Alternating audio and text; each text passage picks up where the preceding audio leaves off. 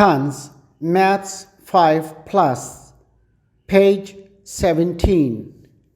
Dear students, today we'll learn about concept of small, smaller, smallest. You know, things can be small, smaller, and smallest depending on their size in comparison to each other. The opposite of small is big. Look at this picture. You see a cat here, which is smallest.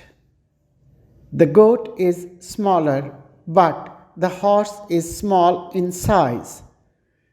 It also means that the goat is smaller than the horse, but the cat is the smallest.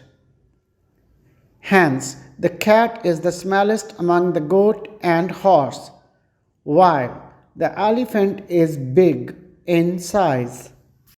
Let's have activity time. Write S for smallest ball. You see a cricket ball, a tennis ball, an inflated ball, and a football. Write S with the cricket ball because it is the smallest.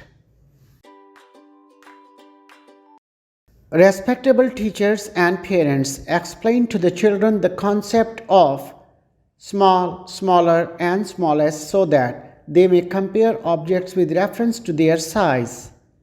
Also, show them flashcards for the revision of small, smaller, smallest and ask them to recognize the smallest object.